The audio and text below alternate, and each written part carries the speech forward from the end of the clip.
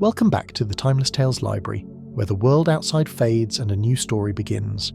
I'm Theodore, your host, and tonight I'll be sharing a soothing tale to ease your mind and guide you gently towards sleep. The Timeless Tales Library is made possible by listeners like you. If you found comfort here, please subscribe and help us continue creating these peaceful stories. As you settle in, comment below and let me know where you are in the world tonight, and share a place you dream of a story taking you to. Perhaps the dusty aisles of an old bookstore, the quiet corners of a coastal lighthouse, a snow-blanketed cabin, or a silent star-filled desert. Your ideas keep our little library glowing bright. This story is about a quiet autumn evening in Baker Street, where the flickering firelight and gentle rain invite you into a mystery wrapped in warmth and nostalgia. A tale of distant places, whispered secrets, and the steady comfort of Holmes's brilliant mind piecing together a puzzle as softly as sleep itself arrives. Now close your eyes and take a long, quiet breath. Tonight, your journey leads to the Lantern Hall in the Timeless Tales Library. Lanterns hover above every shelf, glowing with warm, colourful light. Each lantern illuminates a story, and the reflection of their glow shimmers across polished wood floors. The gentle scent of parchment and wax fills the air, soft and comforting. Sink into your bed, your cozy corner in this luminous hall. Release your hands, your shoulders, your toes. Let the gentle sway of the lantern's glow lull your body and mind into stillness. Follow the path of light along the shelves. Let each lantern's story drift into your imagination, carrying you softly into the calm of night. Sherlock Holmes, The Case of the 5 Orange Pips. The rain fell upon London like a lullaby, each droplet finding its own gentle rhythm against the window panes of 221B Baker Street. It was the kind of rain that belonged to September evenings, unhurried, persistent, and oddly comforting in its constancy. The sound was almost musical, a soft percussion that seemed to slow time itself, inviting the mind to drift and wander through pleasant memories and half-formed dreams. Inside our familiar rooms, the fire burned low and golden, casting amber shadows that swayed and danced across the Persian slippers hanging by the mantelpiece and the rows of leather-bound volumes that lined the walls. The coals glowed with that deep, steady warmth that speaks of long burning, of energy released slowly and gently into the evening air. Occasionally a coal would shift with the softest whisper, sending up a brief spray of sparks that winked out like tiny stars, and the fire would settle again into its eternal meditative glow. I had settled into my armchair with a pleasant heaviness in my limbs, the kind that comes after a long day of simple, satisfying work. My medical practice had been gentle with me that day. Nothing urgent, nothing distressing, and now the evening stretched before me like an invitation to rest. The leather of the chair had moulded itself to my form over years of use, and it embraced me now like an old friend, supporting every weary muscle and aching joint with perfect understanding.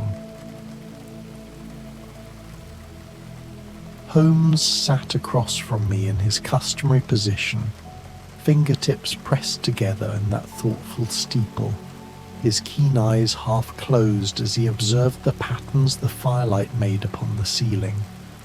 He wore his mouse-coloured dressing gown, that comfortable garment he reserved for quiet evenings at home, and his whole aspect was one of peaceful contemplation.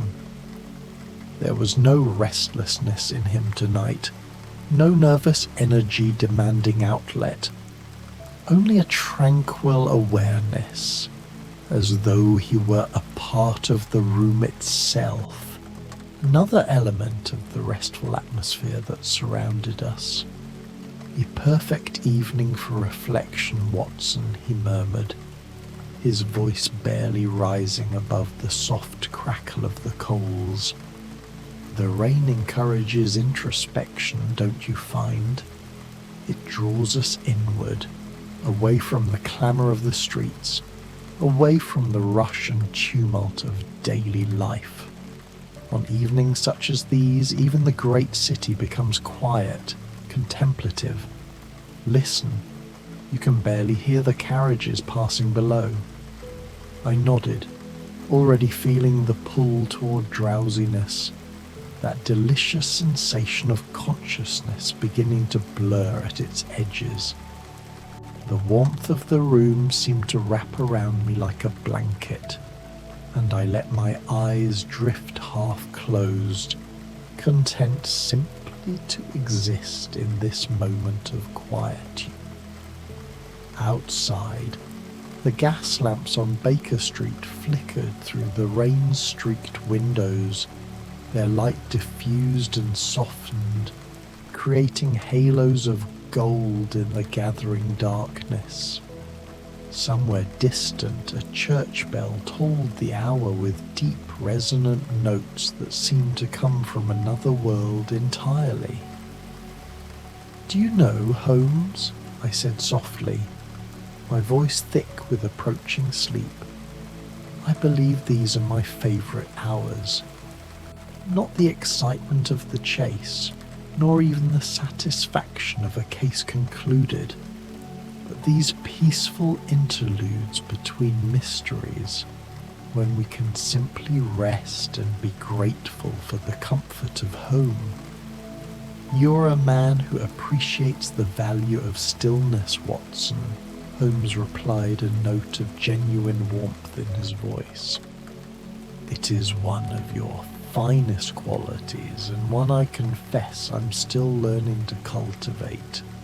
Your presence here reminds me that not everything must be analysed and understood. Some things need only be felt and enjoyed."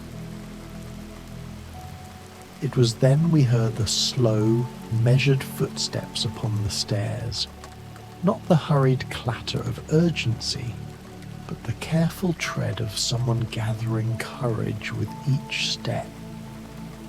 The sound seemed to blend with the rain, becoming part of the evening's gentle rhythm rather than the interruption of it.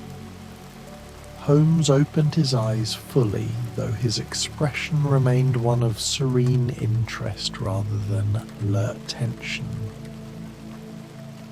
"A visitor," he said softly, "carrying a weight that is not physical but emotional. Listen to the hesitation between steps, Watson. This is someone who has wrestled with whether to come here at all, who has walked past our door perhaps twice already this evening, before finally deciding to climb these stairs. The third step from the bottom creaked just now, and then there was a pause. He nearly turned back even then. The knock, when it came, was gentle, almost apologetic, as though the visitor feared disturbing the peace of the evening. Mrs. Hudson's voice drifted up, muffled and soothing, and then she opened our door to admit a young man of perhaps 30 years. He was tall and lean, with an honest face that bore the traces of sun and wind, the marks of a life spent outdoors, though his dress was that of a gentleman. His clothes were damp from the rain, droplets still clinging to the shoulders of his coat, and in his hand he clutched a worn envelope as one might clutch a talisman. "Mr. Sherlock Holmes?" he asked, his voice quiet and respectful of the evening's peace. "I apologize for the lateness of the hour. My name is John Openshaw, and I have come a long way with a story that has troubled my sleep for many nights. I should not intrude upon your rest, but I was told you might help me find peace of mind." Holmes gestured to the chair beside the fire with a graceful movement of his hand. "Please sit, Mr. Openshaw. The rain has made the evening long, and we have time aplenty. There is no intrusion. You're welcome here. Watson, perhaps you might pour our guest some brandy. The chill of the rain is in his clothes, and warmth will help him tell his story more easily." I rose with the pleasant sluggishness of contentment and moved to the sideboard where the crystal decanter caught and multiplied the firelight. I poured 3 glasses of brandy, the amber liquid catching the glow like liquid gold, warm and inviting. The familiar ritual of hospitality was itself soothing. The weight of the decanter in my hand, the soft clink of crystal, the rich scent of the brandy that spoke of oak casks and patient aging. Openshaw accepted his glass with a grateful nod and settled into the chair, his shoulders gradually relaxing in the warmth of our sanctuary. He took a slow sip, and I watched as the tension seemed to drain from him, replaced by a kind of weary relief at having finally arrived at a place where he might be understood. "Begin at the beginning," Holmes said softly, his voice like warm honey, "and take your time. There is no urgency here, only the desire to understand. Let the story unfold at its own pace, and do not trouble yourself with rushing toward the end. Often, the journey through a tale is as important as its conclusion." Openshaw took another slow sip of his brandy and began to speak in a voice that matched the evening's gentle mood. "My story begins not here, but in America many years ago with my uncle Elias. He was a planter in Florida, a man of considerable means who lived through the great turmoil of the Civil War. In those days he stood with the South, and it is said he held a position of some importance, though he rarely spoke of those times when I knew him." The young man's words wove themselves into the tapestry of the evening, becoming one with the sound of rain and fire. I found myself sinking deeper into my chair, letting the story wash over me like a peaceful stream, carrying me gently along its current. "He had vast lands there," Openshaw continued, his voice taking on a dreamy, reminiscent quality, with long avenues of moss-draped oaks and fields that stretched to distant horizons. He told me once of mornings there, when the mist would rise from the warm earth, and the air would be thick with the scent of orange blossoms. It was a different world from England, warmer, slower, heavy with the weight of history and old sorrows. I could picture it in my mind's eye, those southern landscapes so foreign to our London fog and rain, yet possessing their own kind of beauty, their own mysteries. After the war ended, Uncle Elias left all that behind. He returned to England and took up residence at Horsham, in an old house surrounded by ancient oaks and quiet gardens. The house had belonged to our family for generations, and it welcomed him back as though he had never left. It was there I came to live with him. For my own parents had passed when I was young, and Uncle Elias welcomed me with genuine warmth. Those were pleasant years, Mr. Holmes. Slow, peaceful years filled with gardening and reading and long walks through the countryside. Holmes listened with his eyes half closed, absorbing every detail with that remarkable mind of his, yet his posture remained relaxed, almost meditative. The firelight played across his angular features, softening them, and for a moment he looked less like the sharp-eyed detective of legend and more like a wise old sage, content to receive the stories of those who sought his counsel. "Tell me about the house at Horsham," Holmes said gently. "I find that places often hold the key to understanding the events that unfold within them. Was it a happy house?" "It was," Openshaw replied with a slight smile, the first I had seen on his face. "There was a library with tall windows facing south, where the afternoon sun would stream in and turn the dust motes into drifting gold. Uncle Elias would sit there for hours, reading or simply watching the gardens. There was a conservatory where he grew orchids, delicate things that required patient, gentle care. And the gardens themselves were a wonder, especially in spring when the apple trees bloomed and filled the air with sweetness. The description was so vivid, so peaceful, that I felt as though I could smell those apple blossoms myself, could feel the warm southern sun through those tall windows. "You paint a tranquil picture, Mr. Openshaw," Holmes said softly. "Tell me, when did the first ripple disturb these still waters? For I sensed that something did, eventually, though it was subtle at first, a shadow at the edge of paradise." "It was in March of 1883, Openshaw replied, his voice remaining soft and contemplative rather than agitated.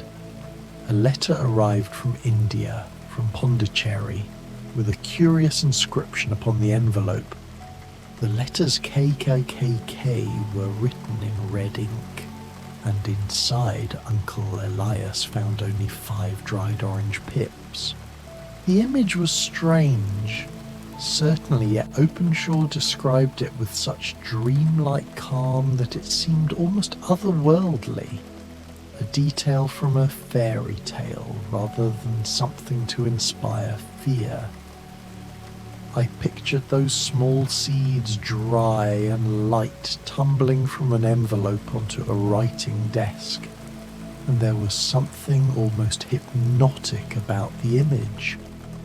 5 orange pips, such innocent things in themselves, seeds that might have grown into trees bearing sweet fruit, yet here they were, dried and dead, carrying some meaning that remained obscure. My uncle's face changed when he saw them, Openshaw continued, speaking slowly, each word measured and peaceful. Not with panic or alarm, but with a kind of deep recognition, as though he were remembering something from long ago, something he had perhaps hoped was forgotten. He stood very still for a moment, holding the envelope, and then he asked me to build up the fire, though the evening was not cold. I did as he asked, and he burned the envelope and the pips, watching them turn to ash with a faraway look in his eyes. Holmes nodded gently, his fingers still pressed together, encouraging the narrative to continue at its own unhurried pace.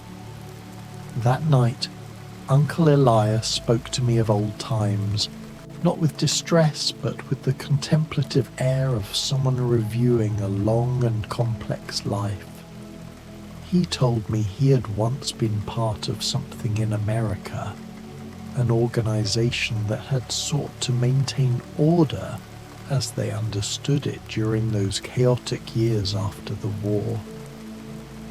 But he had left that life behind, he said, and come to England to find peace in his later years. He had hoped that the distance, both in miles and in time, would allow him to simply fade from memory. The brandy warmed us all, and the fire settled into an even deeper glow, the coals pulsing with inner light like a gentle heartbeat. Outside, the rain continued its eternal, soothing rhythm, and I felt myself drifting on the current of Openshaw's words, following the story wherever it might lead. The curious thing, Mr. Holmes, is that Uncle Elias seemed almost relieved after that night, as though the arrival of the Pips had resolved some long-held tension, some question he had been carrying for years. He set his affairs in order with a calm thoroughness, made his will with careful attention to every detail, and spent his remaining days in quiet contentment. He worked in his conservatory, tending his orchids with even greater gentleness than before. He spent hours in the library, reading poetry rather than the histories and newspapers he had favoured. He seemed to be savouring each moment, each small pleasure. And his passing? Holmes asked quietly. When he passed some weeks later, it was peacefully in his sleep, as natural a departure as autumn leaves falling from trees. The doctor found nothing untoward, no sign of violence or distress. His heart simply stopped in the night, and he went from sleep into that deeper sleep from which there is no waking. It seemed a gentle end to a long and complicated life. I felt myself drifting, the story becoming like a dream, and I had to pull my attention back to listen more closely. The warmth of the fire, the steady rhythm of the rain, the soft cadence of Openshaw's voice, all conspired to draw me down into pleasant drowsiness. My father, Uncle Elias's younger brother, inherited the estate and came to live at Horsham, Openshaw continued. He was a gentler soul than his brother, a man who loved books and music and had never travelled far from England. He moved into the house with joy, delighting in the gardens and the library, and invited me to stay on as his companion. For 2 years, all was well.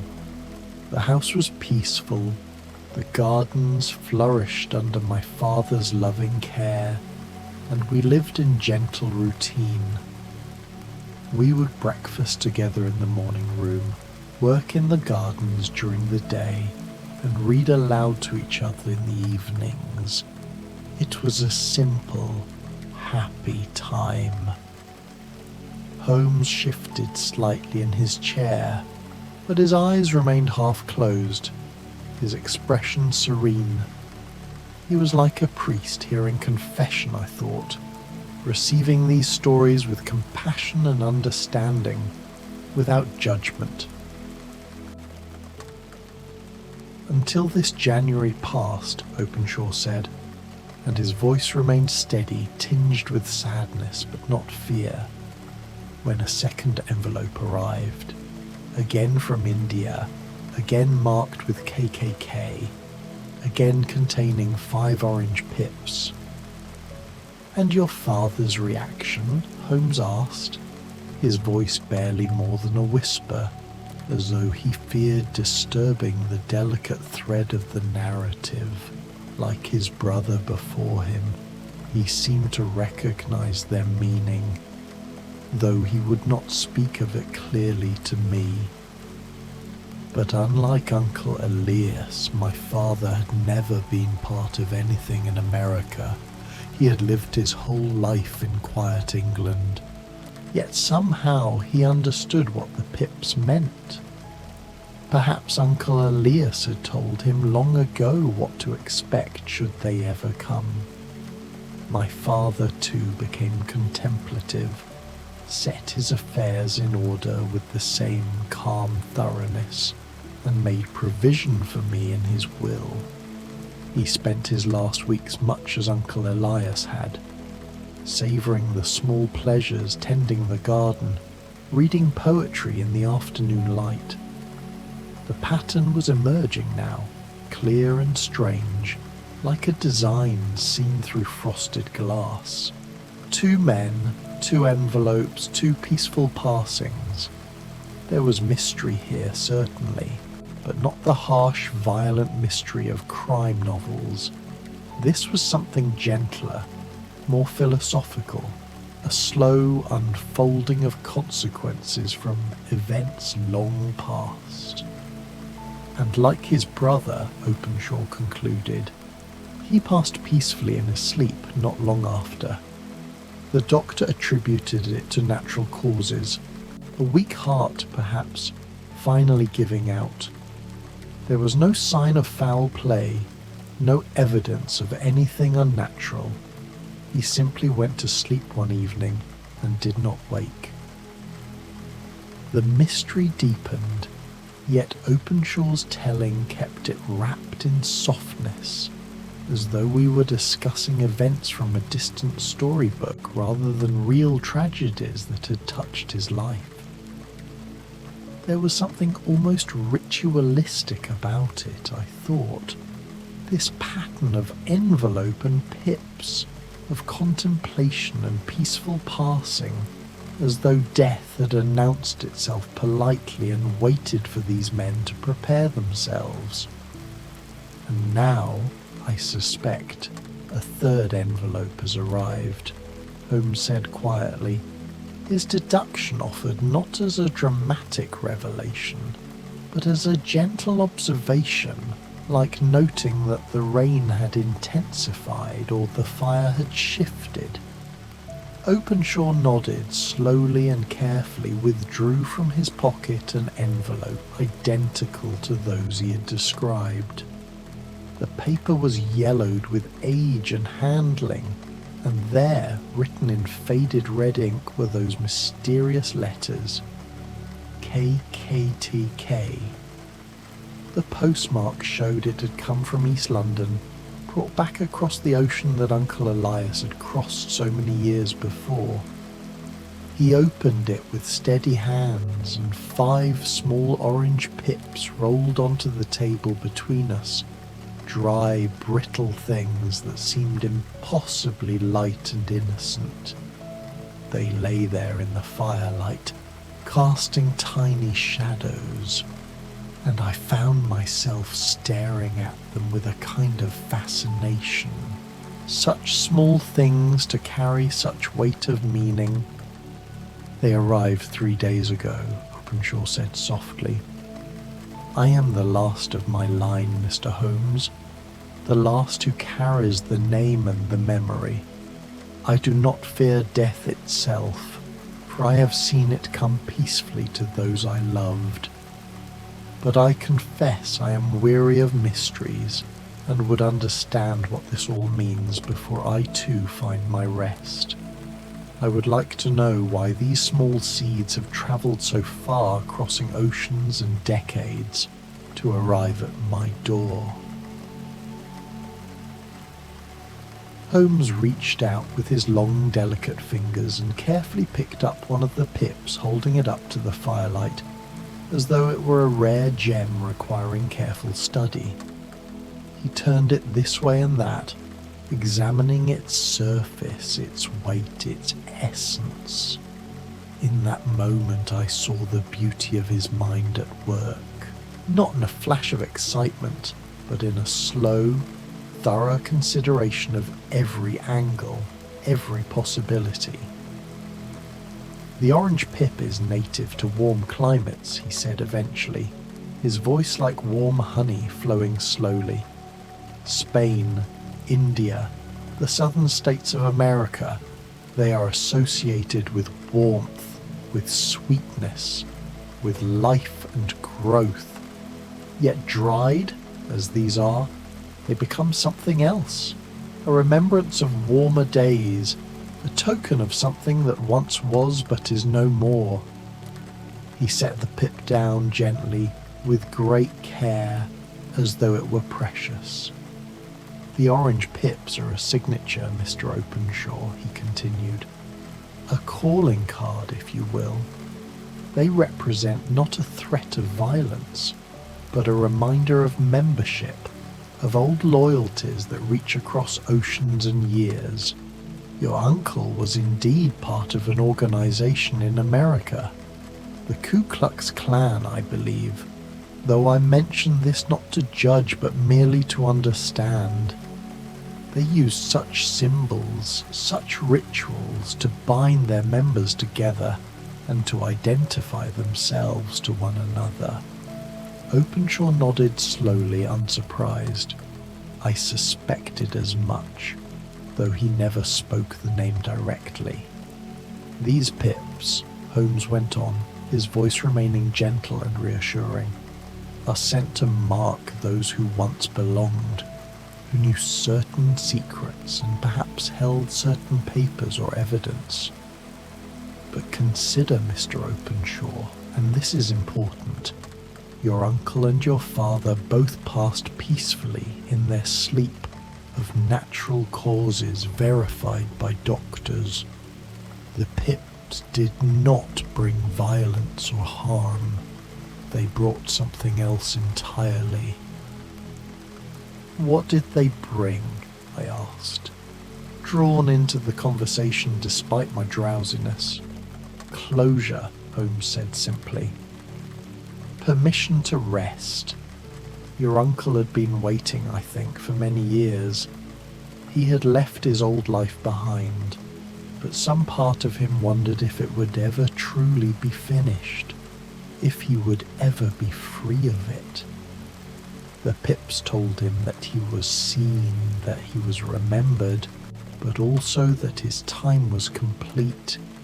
He could set his affairs in order with clear conscience and depart this world in peace.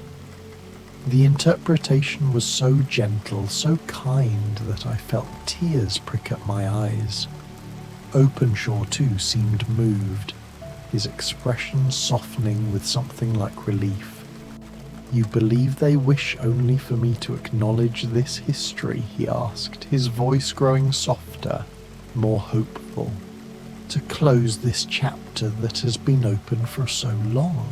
I believe, Holmes said gently, leaning forward slightly in his chair, the firelight warm on his face, that somewhere in your uncle's papers there are documents relating to his time in that organization. Letters, perhaps, or membership records, or evidence of actions taken long ago. Find them, gather them together, and send them to the address that these envelopes came from, or if there is no address, simply burn them as your uncle burned the first pips. Release yourself from this inheritance of secrets, and you too will find peace. The solution was so simple, so calm, that it seemed to dissolve the mystery like morning mist under gentle sun. There was no danger here, no threat of violence or harm, only old men somewhere, perhaps in India or America, or even here in London, keeping track of loose ends, ensuring that the past stayed buried where it belonged. Openshaw sat quietly for a long moment, processing this interpretation, and then he smiled, a genuine smile of release and understanding. "I will do as you suggest, Mr. Holmes. There is indeed a locked trunk in the attic, containing my uncle's old papers from his American years. I have never opened it, respecting his privacy even in death. But I shall go through it tomorrow, find what must be found, and send it all away. I no longer wish to carry what was never truly mine to bear." "And then," Holmes said softly, "you will sleep easily, knowing that you have fulfilled the last obligation of your family's history. You are young still, Mr. Openshaw. You have many years ahead of you, years to fill with new memories, new joys, unburdened by the shadows of the past." Openshaw rose slowly, finishing his brandy with a final, appreciative sip. He shook Holmes's hand with genuine warmth, and then mine as well. "Thank you," he said simply. "I came here burdened with dread, walking through the rain with a heavy heart, and I leave with only simple tasks ahead of me. You have given me the gift of an untroubled sleep, and I'm profoundly grateful." We saw him to the door, and Mrs. Hudson appeared to show him out, her kindly face wreathed in smiles. His footsteps descended the stairs with a lighter tread than when he had climbed them, and we heard the front door open and close, returning him to the rain-washed streets of London. Holmes and I returned to our chairs by the fire, which had burned down even lower now, the coals glowing like distant suns in a universe of ash. The rain had softened to barely more than mist, a gentle susurrus against the windows that was less sound than feeling, a whisper of water against glass. "Do you believe he will sleep well tonight, Holmes?" I asked, my own eyes heavy with approaching sleep, my voice thick and slow. "I do, Watson. I truly do. Sometimes the greatest mysteries have the simplest solutions, and the most profound relief comes from releasing burdens we were never meant to carry. He will go home to Horsham tomorrow, climb to that attic he mentioned, and open that old trunk. He will find papers yellowed with age, letters written in a hand he recognizes, documents that speak of another time and place, and he will gather them all up, gently, respectfully but firmly, and he will send them away or burn them. Either way, he will be free." I thought about the orange pips, those small seeds that had seemed so ominous in the telling, but were really only symbols, dried fruit from a distant place, carrying a message that had finally been heard and understood. In Holmes's gentle interpretation, even they had lost their power to disturb.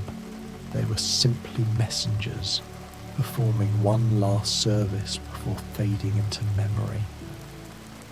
"And what of those who sent them?" I murmured, already half lost to drowsiness, my words slurring together in that pleasant way that precedes deep sleep. "They too seek closure, Watson. Old men, perhaps, far from their homes, tying up the loose ends of a life lived long ago, ensuring that secrets remain buried and the past stays peacefully in the past. There is no malice in it, only the tidying up of history, the careful arrangement of memory so that all can rest easily. They have fulfilled their duty as they understand it, and now they too can sleep." The room seemed to grow even warmer, even softer, as though the very walls of Baker Street were embracing us. The rain had stopped entirely now, and in the silence that followed, I could hear the distant sound of London settling into sleep, a carriage passing in some far street, the call of a night watchman, the soft hoot of an owl in one of the squares. I let my head rest against the back of my chair, my eyes fully closed now, and I pictured Openshaw returning to Horsham, to that peaceful house with its gardens and library. I saw him climbing to the attic in the morning light, dust motes dancing in the beams that came through the small window. I saw him opening the trunk, lifting out the papers, reading through them with quiet understanding. And then I saw him building a fire, not in fear or haste, but with calm deliberation, and feeding the papers to the flames one by one, watching as the past turned to ash and drifted up the chimney, released at last into the wind. "Sleep, Watson." Holmes's voice drifted to me like a feather on still air, like the last whisper of rain against the window. Another mystery has been gently unravelled, and all is well in our little corner of the world.